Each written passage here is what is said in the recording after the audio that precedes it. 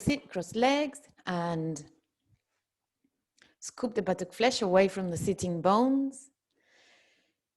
Lift the sides of the body up, and also just if you have your fingers on the floor, push them with the fingers facing forwards and the thumbs facing back.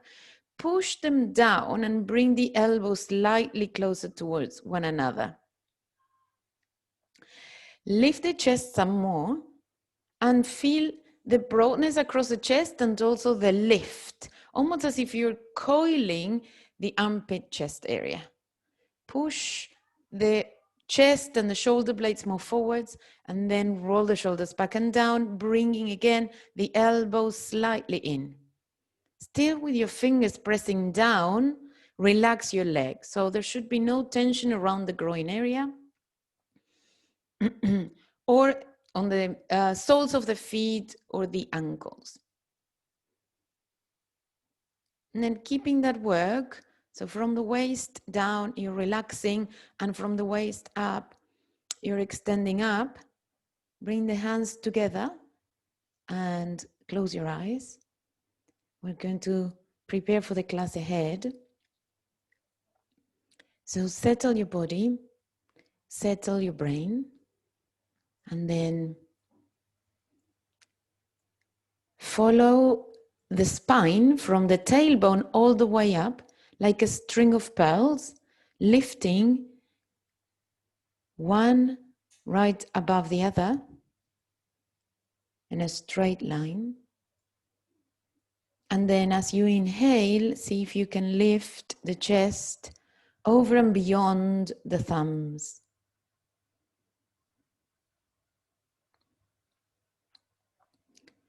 We are going to take a slightly deeper inhalation than before. Fill up your lungs to the maximum capacity and open them out towards the ribs. And as you exhale, keep the lift in the chest and bring your head down. Drop the palms softly on your thighs. Inhale, lift your head and open your eyes. Okay, let's start by standing up. I was sitting on a blanket. You can have a blanket for later, but if you don't have a blanket handy, you can fold up the mat. This is because we're going to be kneeling in a moment. So I would take the chair. The chair can be, at least 2 legs of the chair should be on top of the yoga mat. This is so that it doesn't slide away. And we will start basically kneeling on the chair, in front of the chair, with the weight of your body strongly pressing on the front ankles and blade of the shins. So all we need to do is kneel and push the chair down and send the body weight to the front ankles and heels. The toes are extending away, and notice that the feet are not doing funny things. So you don't really want the feet to be opening out to side or heels out, toes in. So really be on the front of the metatarsals and open the chest once more, just as we were doing a moment ago on the floor. And instead of sending the weight all the way to the kneecaps, send the weight more back. Then lengthen the tailbone down and lift the pubic bone. And from here, we're going to come to downward dog with the hands on the chair. So you can hold the chair from the sides for safety, turn the toes under and come up. That same action that you were doing a moment ago, with your buttocks going down all the way to the back of the knees, continue it now. You will probably be able to step your feet a little bit further back, and instead of pushing the chair away from you so that it doesn't slide, push it down. That will also activate the triceps, muscles of the upper arms, wrapping around the bone. So press your hands down and lift the upper arms up, open the elbows, open the knees, extend the legs, extend the spine, and relax the head and neck. Stay there, giving your body a little time to wake up and a nice gentle stretch of the back of the legs. And now look up at your hands, bring your knees back down to the floor. And this time around, we will do the reverse action. So instead of downward dog, we'll go up. Because our hands are on the chair, the hands and the feet are going to be our only points of contact with the floor or the chair. Pubic bone will come to the seat, and the chest, instead of going to the backrest, will come away from the backrest. But again, this is going to be a very gentle extension because we are up on height.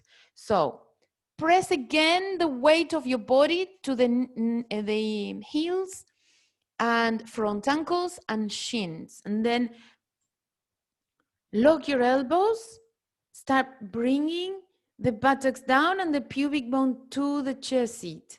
And from there, press the feet, press the hands, and lift up. When you lift up, press on the front of the feet, extend your legs, and see if you can bring your pubic bone closer to the chair and the chest further away from the chair. Chest comes away, but buttocks are rolling down to the back of your knees. Keep opening the back of the knees, keep opening the hip flexors, and last of all, roll the shoulders away from your neck. Okay, back down onto your hands and knees, and then we will do the two of them together. So, downward dog, and then instead of coming down to the knees, straight to upward dog. Pubic bone to the seat and chest repelling the backrest. So, first, tuck your toes under, and let's come into Adho Mukha Svanasana. Lock your elbows, lock your knees, extend your body. Extend the body more, extend the body more, extend the body more. Lift the thighs, lift the knees, be active in your legs. They don't have to bend. We're just working on the hips and shoulders here. And now inhale, lift your head up and go straight with your pubic bone as if you wanted to dive onto the chair seat, but your chest wants to move away from it. Turn the toes away from the head and then lengthen the buttocks. Buttocks bones, tailbone, and sitting bones, everything goes down to the floor. Open the back of the knees, open the thighs, and lift your chest up. Come back to center, turn the toes again, move back into downward dog, and then step your feet closer and closer and closer to the chair. Tadasana. So let's turn the chair around, and this time around we will catch hold of the backrest. So very gently, have the feet so the heels are slightly out and the toes are slightly in. So you want them more or less as wide as the legs of your chair. And depending on what model of chair you're using, your backrest will be touching your buttocks or a little higher.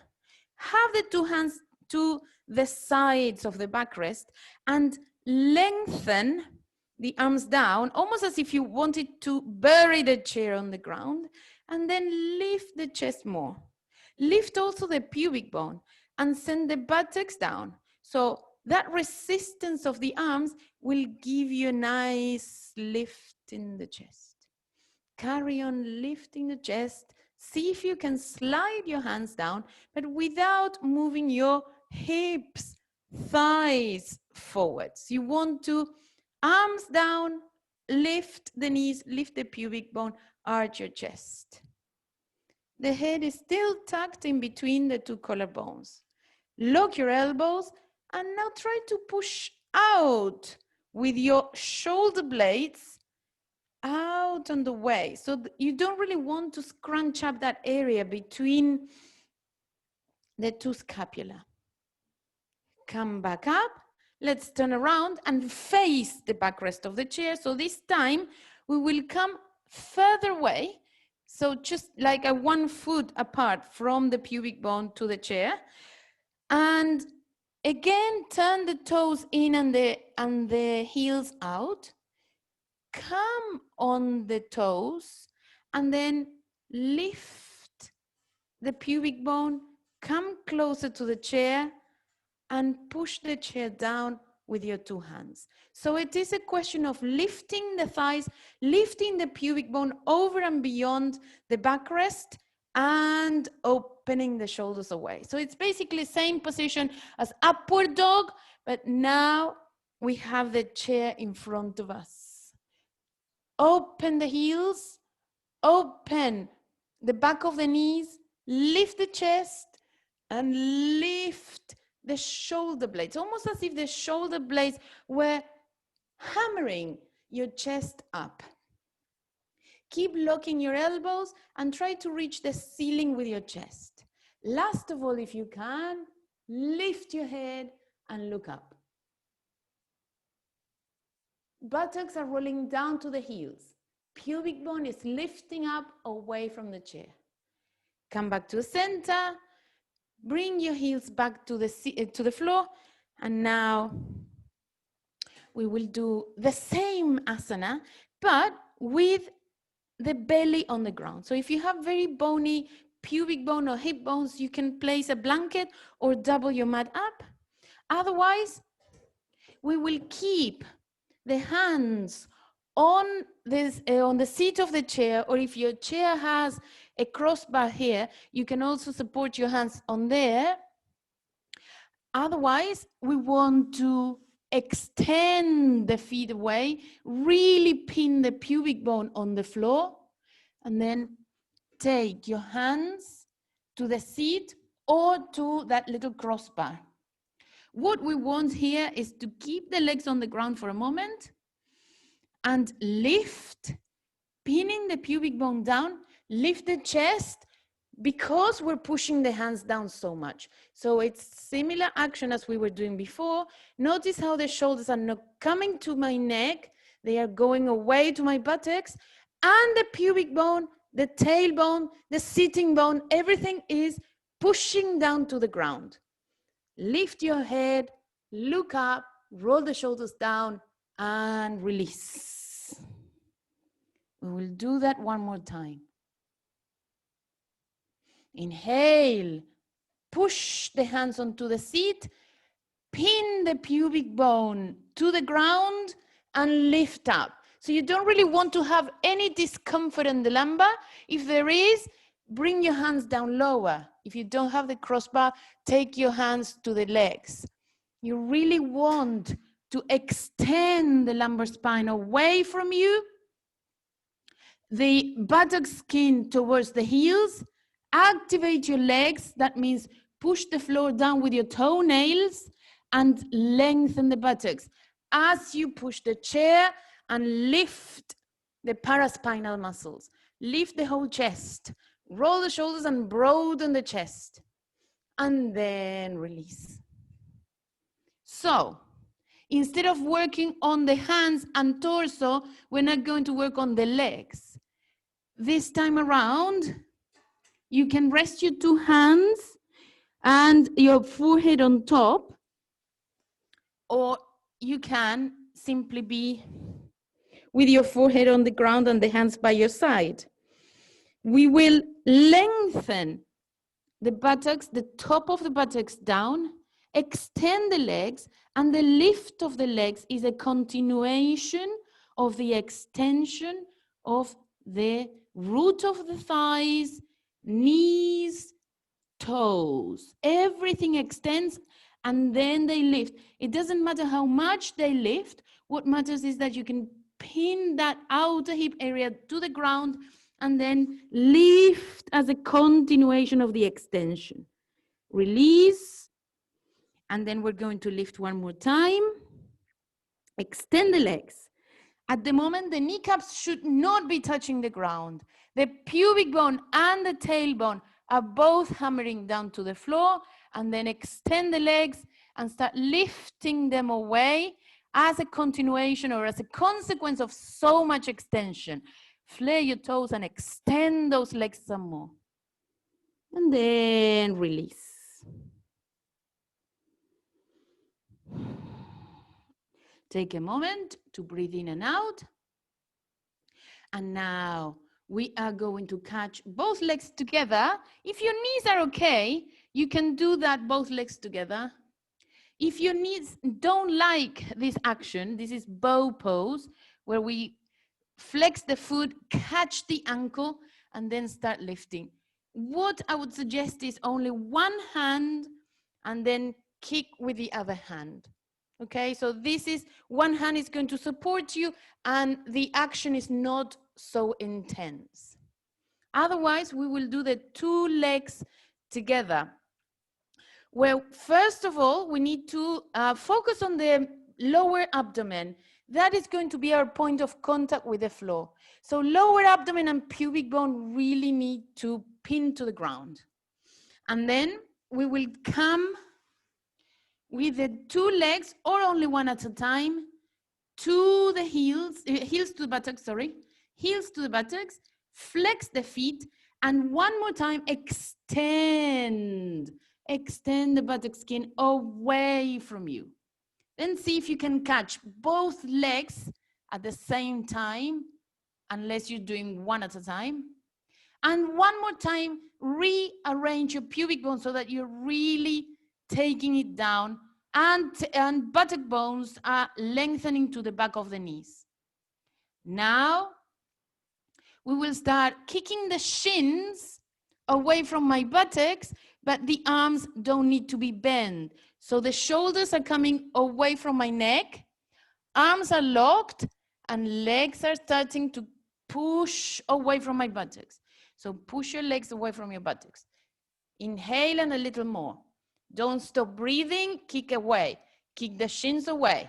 Kick the shins away, and then see if you can lift the center of your kneecaps off the ground. Lift your chest. Lift your head. Look up. Roll the shoulders down. Carry on lifting.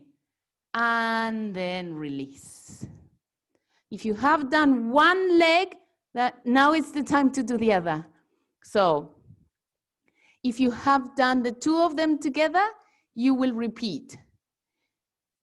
Bend the knees, flex the feet, pin the pubic bone on the floor, and then catch either one leg or the two of them together. Lock your elbows, and this is the bow pose. So the arms are the thread of the bow. They have to be tense. That corner where the hands meet the heels, that's where the arrow goes. That needs to be tense. Lift and push. Push the shins away, lengthen the buttock skin, lift the chest more, roll the shoulders down, look up, and release. Okay, let's come up now to our last backward extension of the morning, and then we start winding down. What we want to do is a version of camel pose, Ustrasana, where we will have the chair again behind us. So that will safely help me either place the nape or the head on the backrest, again, depending on where the backrest of the chair touches your body. The little toes are going to be kind of brushing against the outer legs of the chair. And then we will sit. Knees are going to be more together than the feet. And I will not worry about whether the arms reach my heels. So we will extend the pubic bone up and forwards without letting go of the chair. So I'm holding on to the chair legs and pushing the legs down, pressing the front ankles and shins, lift the pubic bone, and still keep the head tucked in between the collarbones.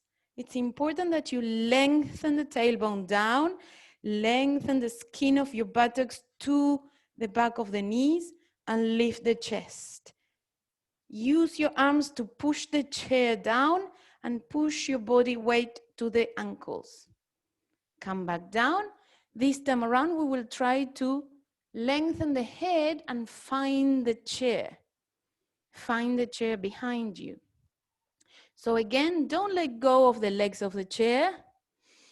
Lift from the pubic bone and from your chest. Lift from the pubic bone and the chest. And then see if you can lift the hip bones more. Plant the outer knees to the ground.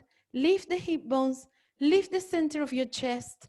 And find the chair for your nape, for the base of the skull, or for the occipital bone.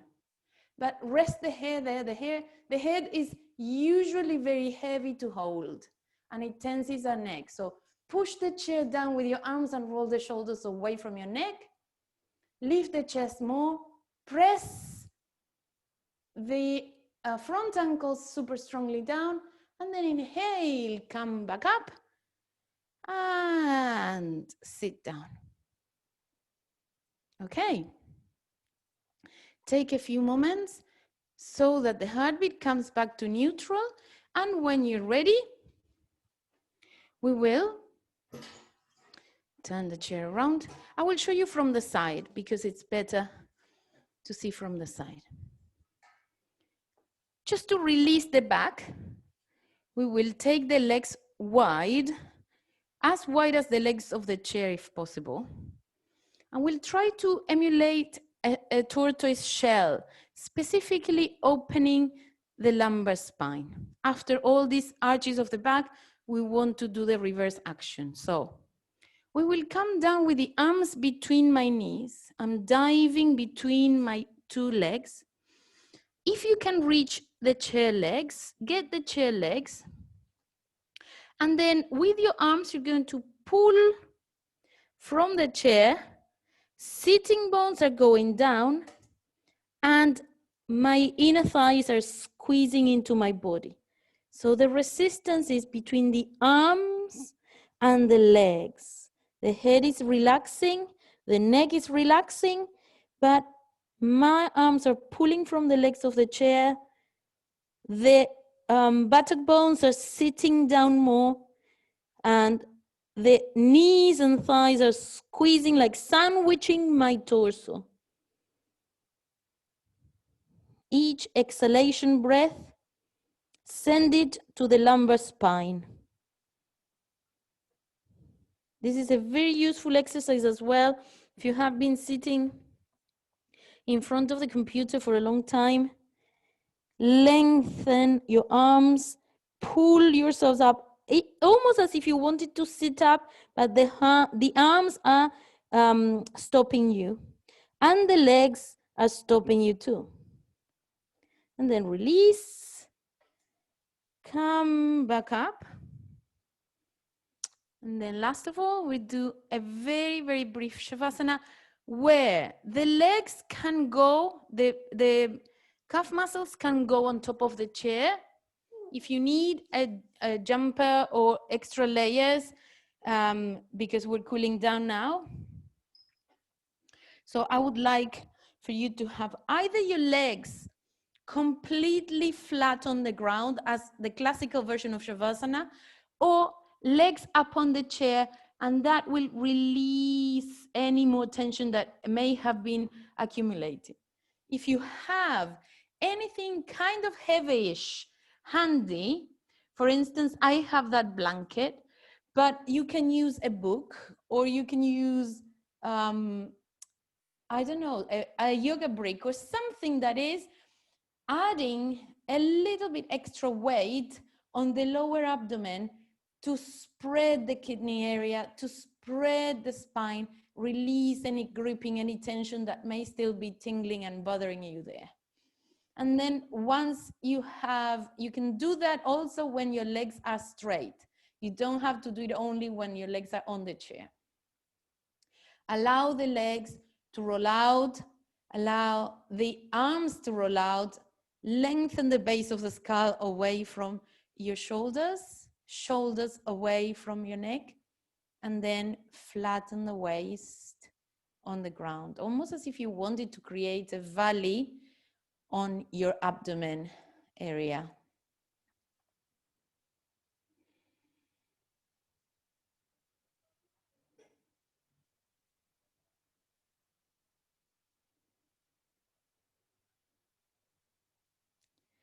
take a moment to relax your facial muscles,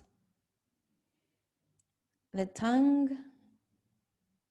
the center between the eyebrows, the lower jaw away from the upper jaw.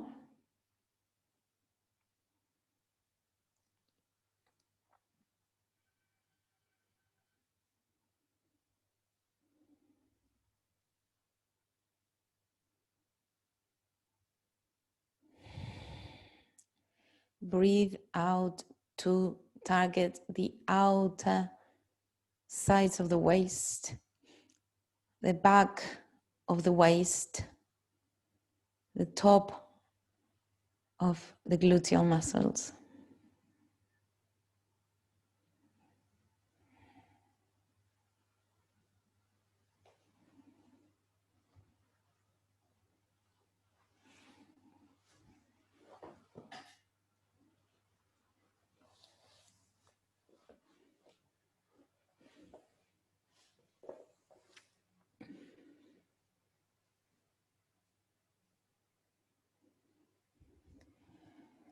Breathe in and out evenly, peacefully.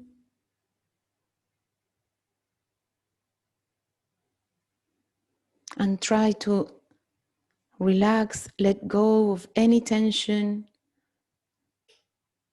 or contraction that you may find around the abdomen and the waist.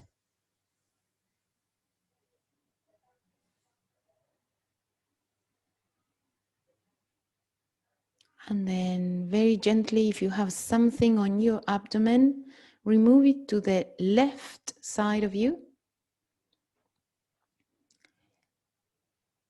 Bring your legs one at a time to your chest so that you create a little bowl shape with your body, and hug your shins. Rock gently from one side to the other, massaging the lumbar spine as you go from side to side. And then, as and when you're ready, roll onto the right side and stay curled up, holding your head with your right hand.